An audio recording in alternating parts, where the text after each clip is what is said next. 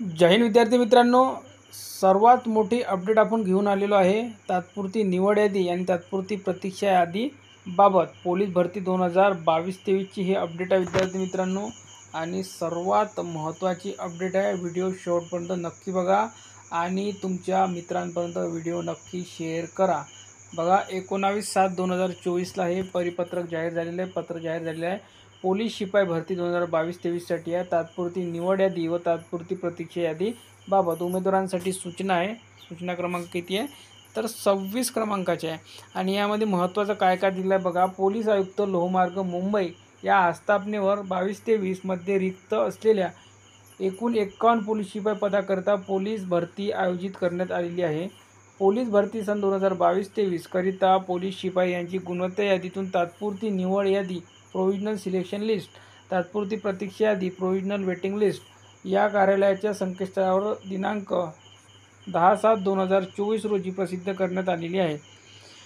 माननीय upper police महासंचालक प्रशिक्षण व खास पथके महाराष्ट्र राज्य मुंबई यांच्याकडील दिनांक 16/7/2024 च्या पत्रामध्ये ज्या मराठा समाजातील उमेदवारांनी सामाजिक व शैक्षणिकदृष्ट्या मागासवर्ग SCBC ऐवजी आर्थिक दृष्ट्या दुर्बल घटक EWS या प्रवर्गातून आवेदन अर्ज सादर केले आहेत, त्यांना कार्यालयात बोलवून घेऊन आर्थिकदृष्ट्या दुर्बल घटक या प्रवर्गाऐवजी सामाजिक व शैक्षणिकदृष्ट्या मागासवर्ग SCBC, इतर मागासवर्ग OBC व खुला प्रवर्ग ओपन या तीनपैकी एका प्रवर्गाचा फायदा अनुज्ञेय ठरतो, ही बाब समजावून सांगावी व यांच्याकडून तीनपैकी एक प्रवर्गाची निवड करून त्याबाबतचे हमीपत्र त्यांच्याकडून प्राप्त करून घ्यावे, अशा सूचना नमूद आहेत। त्यानुसार खालील नमूद उमेदवारांनी 23/7/2024 रोजी सकाळी 10 वाजता पोलीस आयुक्त लोहमार्ग मुंबई कार्यालय, 4था मजला, area manager building, P. D'Mello road, Wadi Bunder, Mumbai 400-010 येथे हजर राहायचे आहे। आणि उमेदवाराचे नावसुद्धा दिलेले आहे।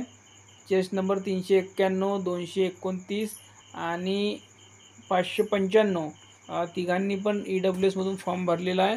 यांना केव्हा बोलवलं आहे तर 23 तारखेला बोलवण्यात आलेलं आहे।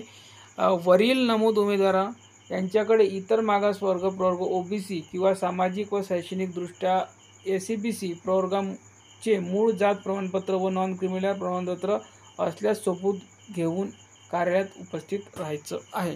केव्हा जायचं आहे 23 तारखेला। खूप महत्त्वाची अपडेट आहे विद्यार्थी मित्रांनो।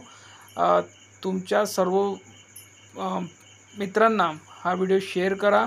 ज्यांनी EWS मधून फॉर्म भरलेला आहे त्यांच्यासाठी खूप महत्त्वाची ही अपडेट आहे। धन्यवाद।